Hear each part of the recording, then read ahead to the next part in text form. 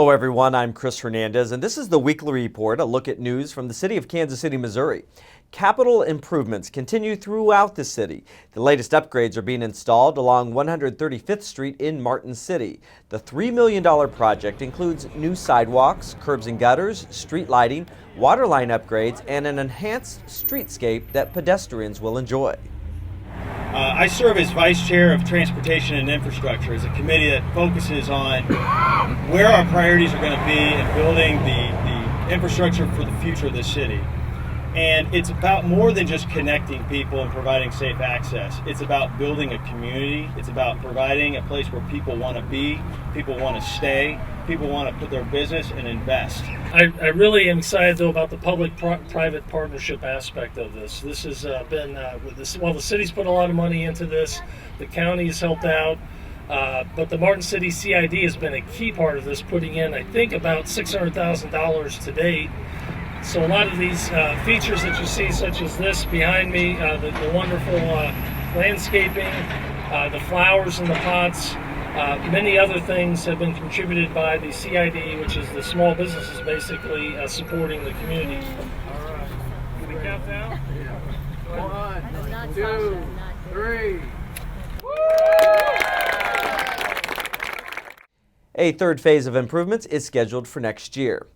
Zipping around downtown just got a little easier this week as the car-sharing company Zipcar added 8 new cars at 4 locations between the City Market and Union Station. The new locations are at 3rd and Delaware, 14th and Baltimore, 19th and Main, and Pershing and Main Street right across the street from Union Station. You can look around downtown and tell that we have made tremendous progress with this and the streetcar, bikes, and walking. We're doing all those things necessary to add mobility options for everybody's needs and wants. And I want to thank Zipcar for being a partner with us on this and for the opportunity for our residents to increase their connectivity and accessibility as we build the city of the future. I'd now like to invite Mayor James and all of the speakers here today to officially welcome Zipcar to downtown Kansas City by pulling out their phones and unlocking the cars. All right, 5, 4, 3, 2. Oh, there we go.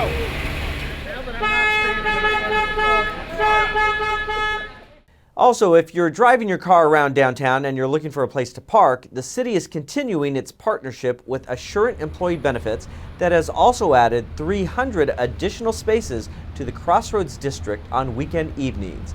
The parking lot at 20th and Grand is a public-private partnership with Assurant that provides employee parking during the week for its employees, and then during weekend evenings it provides convenient parking for nearby businesses and entertainment venues. City staff manages the operation from 5:30 p.m. through 2:30 a.m. on Friday and Saturday nights. Parking is just $5 for non-event parking and up to $10 for event parking. Now let's check in with some of our city departments.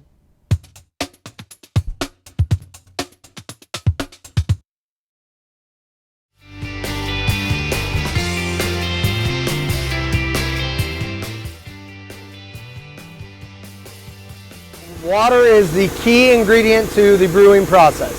98% of beer is water. A huge part of the brewing process is cleaning, and that's all water-based. So water is literally the lifeblood of any brewery. Water can affect the flavor of beer, and it's also very important in that the cleaning and sanitizing that we do in the brewery to make sure that we have fresh, tasting, delicious beer. Kansas City water is really good for making a wide range of styles of beer, and that's why we're really happy to be where we are. If we didn't have water, we absolutely would not have beer. We'd be in big trouble. I would go back to my old job and not be a brewer anymore. If we didn't have water, we wouldn't be able to make beer. That's pretty much it. Without water, there's no beer. Beer's 90% or more water, so if we don't have a water source, then we don't have beer. Well, if we didn't have water, unfortunately we would not have beer, and as we all know, without beer, life just doesn't seem to go as good.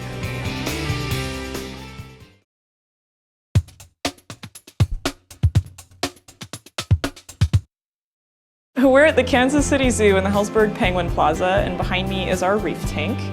We've got Dory in there. We have 2 Dorys. She is a blue tang. And they get that name from the blue color of their scales. They also have a black pattern on their body and a really pretty yellow on their fins and some freckles, some cute little freckles on their faces.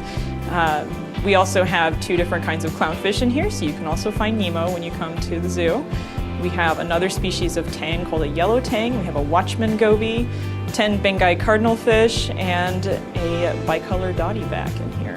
My name is Susan. I work on the Water's Edge department at the Kansas City Zoo, and we work with everything from polar bears and river otters to jellyfish, penguins, and blue tangs. Clownfish are probably about an inch long.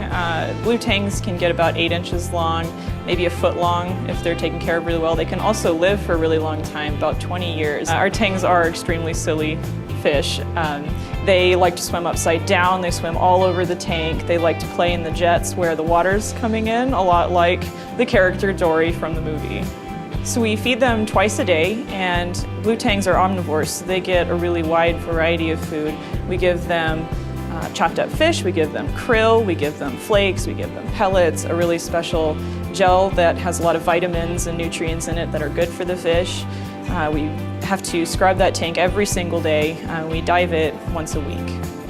They're not really friends in the wild, but they don't really fight either. They're not really going on adventures or anything like that, though. I do believe that fish can communicate with each other. You can actually see them, they'll posture at each other when they don't like things, or if they do like each other, they might rub against each other, so they will make faces, essentially. We didn't name our fish in our exhibit. A lot of people call them Dory. We call them Dory and Nemo a lot of times, but there are 5 Nemos and 2 Dorys. And then we also have a penguin named Dory, a Gentoo penguin. So if you look for a bird with an orange band and green beads, you can find Dory in our penguin exhibit. Fish can make good pets, but you have to make sure that you are researching the kind of fish you're getting and where you're getting it from, so that you make sure you're getting it from a sustainable source. And an animal like this one, blue tangs, can get to be 8 inches long. They can live for up to 20 years. The water can be expensive to mix and maintain, so it's something you really have to think about before you invest in. But if you don't think that that's for you, you can always come out to the Kansas City Zoo and find Dory here.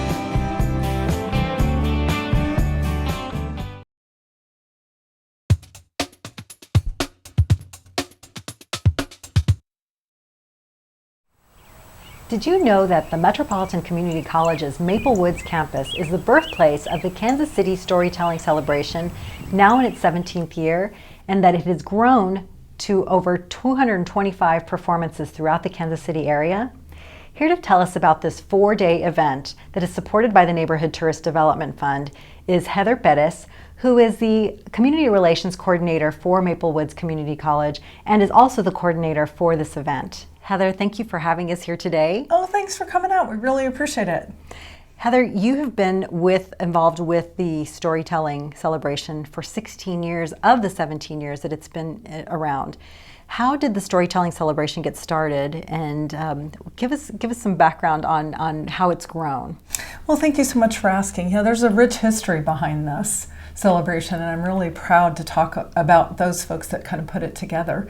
Steve Otto was a local storyteller, and he worked here at the campus in the community education department, and he taught storytelling classes. Well, he got together with Joyce Slater, who is our artistic director, still to this day, 17 years later, and with our former president, Dr. Myrna Solomon. And they had a conversation about how storytelling could grow in the community and why it's such a vital part of the community. So they got together, and here we are 17 years later, after that conversation back in 1998, still going around and telling stories to lots of folks. And how many storytellers are involved this year? Actually, we have a little over 40. We're looking at about 44, and that includes our featured storytellers who come from all over the United States.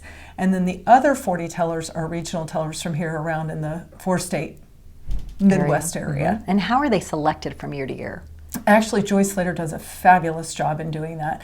She listens to those tellers. She goes out and she finds those tellers are going to fit within the communities that we have, that we tell stories in. So she's very good at kind of listening, seeing where the storyteller's talents, where their music, their drama, their theater, all fit into the scheme of where we go throughout the community. And where do you go from, if we're giving a perspective of the parameters of the celebration? Where are these 225 performances taking place? Well, we're very blessed to have a site committee that gives us all the destinations and locations that we go to. We go as far out as Overland Park, Kansas, to as far north, from south to north, out to Platte City, and then we bring the nucleus of our programs into the Kansas City metro area. And what are some of the locations in the Kansas City metro area? The Kansas City metro area, we go into the Guadalupe Center, the juvenile detention centers. We go into a lot of the schools. A lot of our supporters from the site committee are from schools.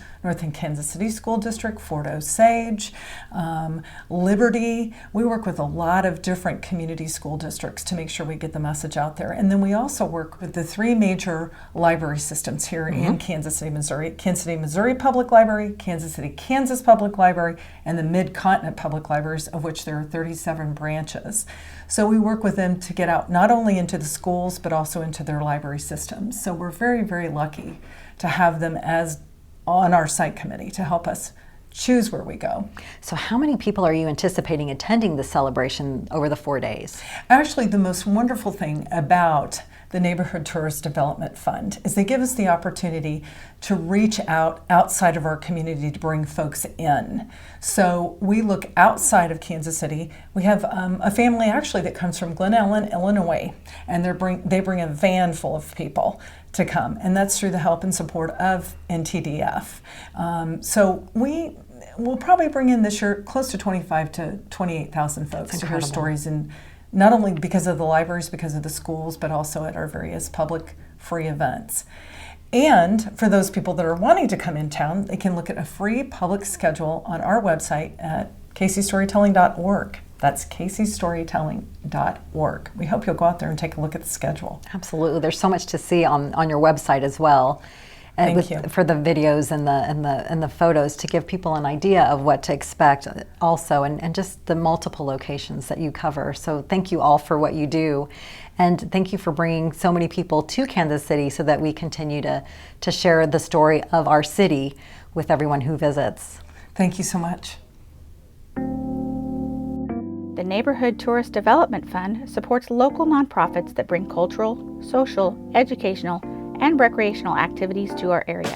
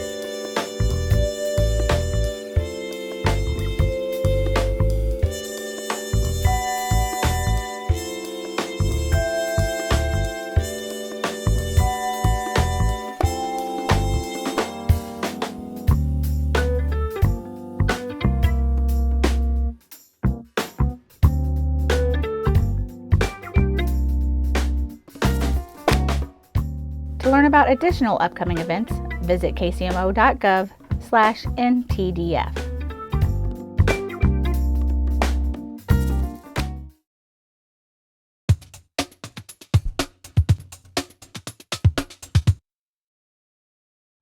The Kansas City, Missouri Police Department is a family in more ways than one. Many members of the department are related to someone else who works for KCPD. So what's it like to have brothers, cousins, uncles, and in-laws all working in the same place? In this series, we'll be talking with KCPD families working in law enforcement, both civilian and sworn.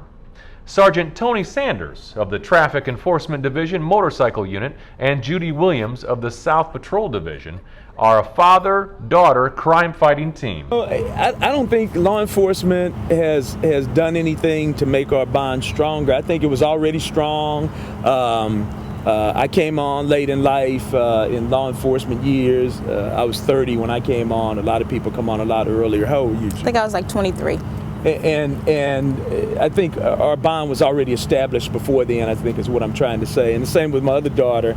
It was one of those things where we had outside interests. We had things that we did. We had family members. We had vacations. So it was already there, and and we're just like typical other families that get on each other's nerves sometimes, talk too much when we shouldn't be talking, or too much opinion in the soup on this matter or that one. So I don't think law enforcement is just a piece of it. It's a piece of the whole family fabric that we share. Sergeant Sanders has another daughter in law enforcement. Uriah Sanders started with KCPD and is now with the FBI. Sergeant Sanders was the typical worrisome dad when Williams entered the police academy, but Judy has made her own way. I would be a little disingenuous if I said I wasn't worried, but it was one of those things where we talked. I would tell her, hey, make sure you do this, don't do that. It was one of those typical father-daughter relationships where I was telling her, hey, make sure you, and I was probably a little too overbearing as it was as far as how she should conduct herself here and how she should handle herself on calls, etc. And then it just got to the point where I was like, oh, she knows what she's doing. Let me just let it go and just ask her, how'd it go? Did you hear about this? That type of thing. Typical, if you will, cop talk. Oh, I'm used to it. I grew up with this right here. I'm used to it. But it did teach me a lot. It taught me, probably not to date people in the police department, and that way people are not talking about you at the water cooler and such things like that. But the funny thing, you asked a question about a few minutes ago, and my dad said that years ago someone told him, I met your daughter, and somebody said something like, which one, the nice one or the other one? So I'm the nice one. Some families have left a legacy for others to follow. John Cooley Jr. is with the Fugitive Apprehension Team, and his brother Jason Cooley is with the Violent Crimes Enforcement Division. Their father, John Cooley, worked at East Patrol for a number of years as a community interaction officer, and their brother, Sergeant Gary Cooley, who is now deceased, was a sergeant with KCPD. And there was an aunt, Terry, who also worked for KCPD at one time. That caused a bit of confusion for a while. From 94 to 97, all four of the immediate Cooley family was working for the department altogether. Dad was still on, and of course John and Gary and myself, and so for a 3-year time frame, and tell me that wasn't confusing to the community when they were calling in trying to track us down for a question. I need to talk to Officer Cooley, and it was like, well, which one? So that was kind of special. Yeah. Then we could always put blame off on the other one if one of us slipped up and whatever. Yeah, that was almost 4 years, and we were actually all officers. We were all the rank of officer. We all wore the blues, and 3 of the 4 of us had the first initial J. So J. Cooley, 3 out of 4 times. It got confusing at times for people trying to get hold of us. But that was a special time when my dad was still on, and my brother Gary as well. So what makes the Cooley family interested in law enforcement? We grew up around police work. My dad was an officer. Aunt Terry was at the time. During our childhood. My mom's sister, my Aunt Terry, was a police officer for Kansas City, during our childhood growing up, and her husband, which would have been our uncle by marriage, was also a Kansas City police officer, and we were just around it growing up, and I think as we became young men, we all 3 individually just knew that that's what we wanted to do. We'll be spotlighting other members of KCPD's law enforcement family in other reports. I'm Sergeant Matt Fisher. Have a safe week. With the end of daylight savings time right around the corner, the city encourages residents to be safe when out and about after dark. The Public Works campaign is leading the Glow Before You Go campaign to remind pedestrians and bicyclists that they must be seen to be safe. To learn more about Glow Before You Go and for additional tips on how to stay safe when traveling at night, visit kcmo.gov/glow. The city's fall curbside leaf and brush pickup is underway with collection in the Central Zone the week of October 31st through November 4th. Northland residents can set out their leaves and brush the week of November 14th.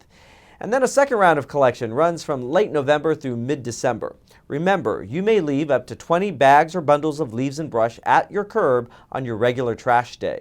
The city's leaf and brush drop-off sites are also now open.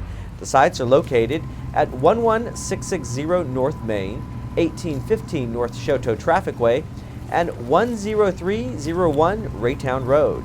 Drop-off is free to residents on Saturdays with identification. For more information about leaf and brush, visit kcmo.gov and search leaf and brush. Due to the Veterans Day holiday on Friday, November 11th, trash pickup for residents whose regular trash day is on that Friday will have their trash picked up on Saturday, November 12th. That does it for this edition of the Weekly Report. To view this program again or other Channel 2 videos, go to kcmo.gov and search Channel 2. That page has a link to our YouTube channel and all of our great programs that you can view on demand. Thanks for watching. I'm Chris Hernandez. Have a great week.